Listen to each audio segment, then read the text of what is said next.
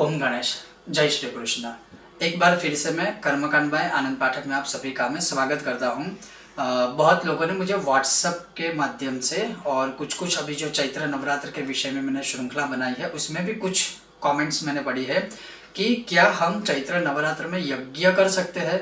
तो निसंदेह आप यज्ञ कर ही सकते हो और करना भी चाहिए जहाँ तक हो सकता है, अनुष्ठान के लिए भी या कामना पूर्ति के लिए या माँ दुर्गा की पूर्ण कृपा प्राप्ति हेतु। लेकिन अगर मैं आपको सजेस्ट करूं तो कौन से यज्ञ करने चाहिए, तो आज उस विषय पर हम बात करेंगे और आज के इस विषय में इस वीडियो में मैं आपको वही सूचित करने वाला हूं।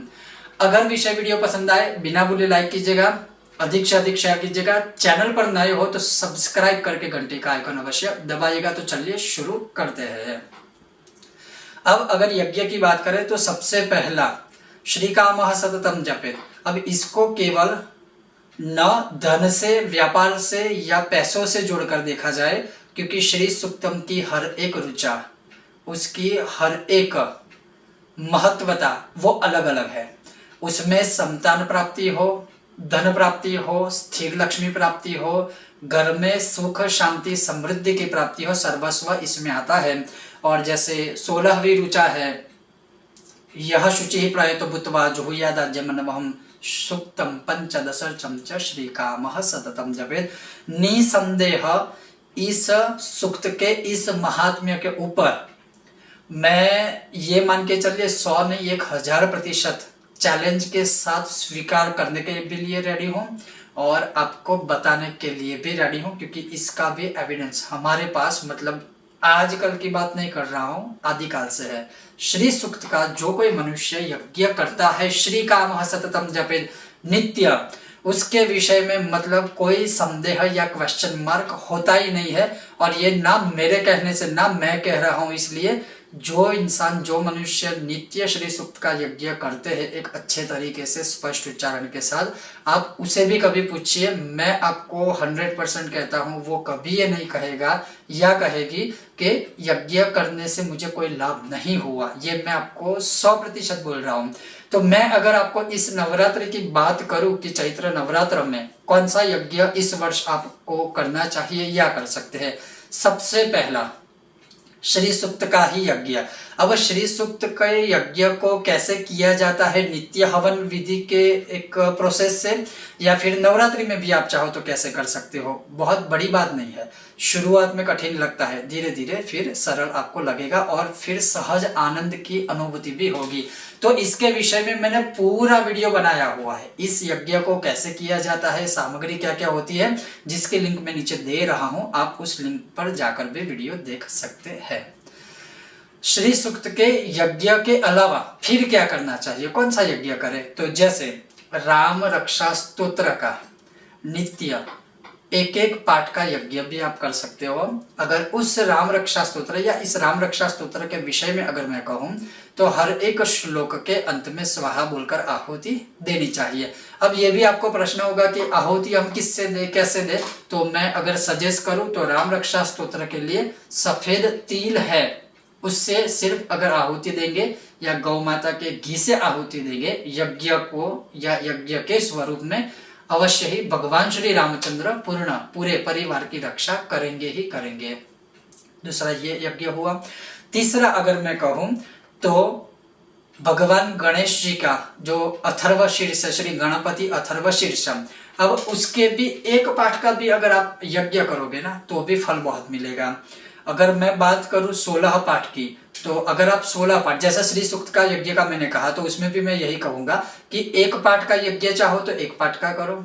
अधिक मैं 16 पाठ का सबसे ज्यादा सबको रेफरेंस भी देता हूं और प्रीफर भी करता हूं और सबको बोलता भी हूं कि 16 पाठ का ही आप कर सकते हो और कीजिए, सबको लाभ होता है। तो अगर 16 पाठ का यज्ञ करते हो तो वो अच्छा है। अब उसी प्रकार से अगर भगवान गणेश जी का, गणपति अथवा शीर्षम का आप यज्ञ करते हो नवरात्रि के 9 दिनों में, तो क्या करें, 16 पाठ अर्थात 16 अथर्वशीर्ष के लिए छोटे छोटे लड्डू बनाइए। 16 जितने पाठ का यज्ञ करना है उतने छोटे छोटे लड्डू बनाइए और अंत में स्वाहाकार के समय आप उस लड्डू की आहुति दे दीजिए। यह हुआ गणेश याग। दूसरा, सुख शांति समृद्धि और खास करके धर्म अर्थ कर्म मोक्ष चतुर्विध पुरुषार्थ प्राप्ति अर्थ है। और पितरों की मोक्ष की प्राप्ति के लिए, पितृदोष निवारण के लिए अगर मैं आपको सजेस्ट करूं तो वो है विष्णु सहस्त्र का यज्ञ। जैसे भगवान विष्णु के 1000 नाम है, तो एक एक नाम से नवरात्रि के 9 दिनों में सफेद तिल, गौ माता का घी और पायस, जिसे बहुत लोग खीर कहते हैं, लेकिन अगेन मैं कहता हूँ खीर अलग है, पायस अलग है। या फिर मैं अगर सिंपल भाषा में अगर आपको कहूँ तो जिस प्रकार से ड्राई पुलाव होता है, पुलाव जैसे हम कहते हैं कि राइस के एक एक दाने अलग हो जाते हैं, और उसी प्रकार से अगर आप पायस बनाते हो सेम प्रोसेस से, तो उससे एक एक विष्णु सहस्त्र की नामावली को बोलते हुए आहुति दे सकते हैं। विष्णु सहस्त्र के 9 दिन तक यज्ञ आप कर सकते हो, 9 यज्ञ। 5वां यज्ञ अगर मैं आपको सजेस्ट करूं, 5वां यज्ञ तो वो होगा अगेन माता रानी के मंत्र से जुड़ा हुआ, और वो है दुर्गा सप्तशती का।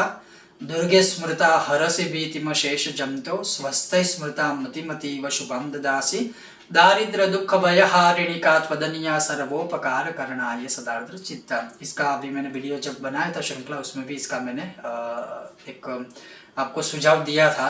तो यह मंत्र भी एक ऐसा है कि इसकी एक माला की आहुति दीजिए, यज्ञ कीजिए, यज्ञ में इस मंत्र को बोलते हुए एक एक आहुति दीजिए, और केवल गौ माता के घी से भी अगर आप आहुति दोगे यज्ञ को प्रज्वलित करने के बाद, बहुत चमत्कारिक फल प्राप्त होगा। तो अगर मेरे हिसाब से, मेरे सुझाव से अगर मैं बात करूं तो ये 4-5 यज्ञ है वो बहुत ही लाभदायक है। इसके अलावा पशुपतास्त्र यज्ञ 5 मिनट का केवल यज्ञ है, सिर्फ 5 मिनट का पशुपतास्त्र यज्ञ, गुग्गुल से जिसकी आहुति दी जाती है, और स्पेशली खास करके अगर कहे तो बीमारी है, शत्रु बल क्षय अर्थ है, उसके लिए विशेष रूप से ये यज्ञ किया जाता है।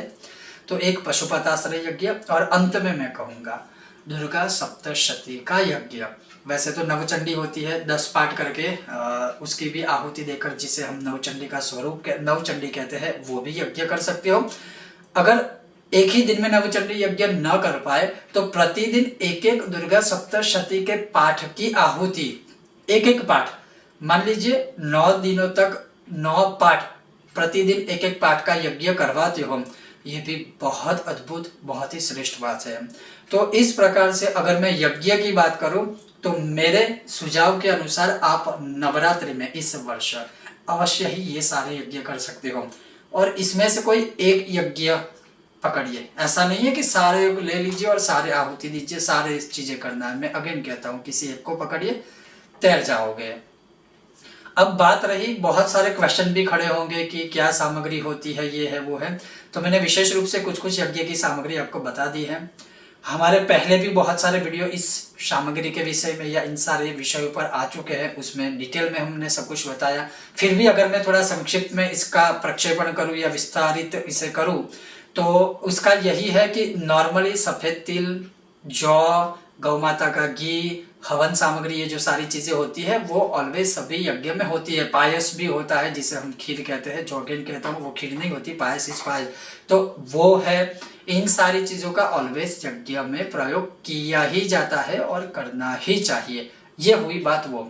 अब दूसरी चीज क्या है कि यज्ञ प्रज्वलित करना। मैंने बहुत मतलब कुछ बार दिवाली या आसपास के कोई समय होते हैं, सब हमसे वीडियो साझा करते हैं यज्ञ के लिए, यज्ञ के स्वरूप में। तो बहुत लोग ऐसा होता है कि कहीं पर भी मतलब एक अग्नि के जैसे यज्ञ को प्रज्वलित कर देते हैं और कहीं पर भी आहुति देते हैं। ये सही नहीं है। प्रॉपर तरीके से या तो छोटा सा यज्ञ कुंड लाइए, या तो ईंटों से छोटा सा यज्ञ कुंड बना दीजिए। बिकॉज अगर आप 9 दिन यज्ञ करने वाले हो तो एक पूरी प्रोसेस, सिंपल ही प्रोसेस है, इसमें बड़े कोई वेद मंत्र पढ़ने की आवश्यकता नहीं है। लेकिन जो भी आप करते हो यह सत्कर्म, तो वो प्रॉपर रूप में करिए, क्योंकि यज्ञ एक ऐसा साक्षात माध्यम है कि भगवान स्वयं आहुति के स्वरूप में सीधा ही वो अन्न ग्रहण करते हैं मंत्र और आहुति के स्वरूप में।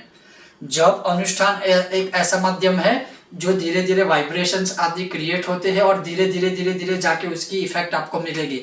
लेकिन यज्ञ एक ऐसा माध्यम है कि डायरेक्ट, मतलब मान लीजिए कि वो होता है ना कि जैसे आपने एक करंट लगने के लिए एक, जैसे होता है ना कि अभी आपने आहुति डाली, भगवान ने सीधा ही वो ग्रहण किया, आहुति सही तरीके से होगी, अच्छे से आपने दी होगी, उसका फल तुरंत ही प्राप्त होगा। यज्ञ का कहने का तात्पर्य है कि यज्ञ का जो फल है वो शीघ्र है। तो यज्ञ अच्छे से करोगे तो फल अच्छा मिलेगा। ऐसे वैसे ही मतलब सिर्फ करने के लिए करोगे या फिर लाइक सेल्फिश होके करोगे तो फिर वो सही नहीं है। कहने का एक ही इस वीडियो का आज का पॉइंट है, माध्यम है, विषय है कि यस, आप 9 दिनों तक यज्ञ कर सकते हो। 9 दिनों के बाद भी आपको कंटिन्यू रखना है तो कोई दोष नहीं है, लेकिन ऐसे अच्छे दिवसों में, नवरात्रि आदि दिनों में तो यज्ञ करना ही चाहिए। यज्ञ से सर्वस्व प्राप्त होता है। यज्ञानाम जपयज्ञोस्मि, यज्ञानाम तपयज्ञोस्मि, यज्ञानाम यज्ञ यज्ञोस्मि, अर्थात भगवान नारायण का वचन है। तो अवश्य यज्ञ कीजिएगा और कैसी अनुभूतियां भी होती है वो भी आप चाहो तो हमसे साझा कर सकते हो। ओम गणेश, जय माता दी, हर हर महादेव।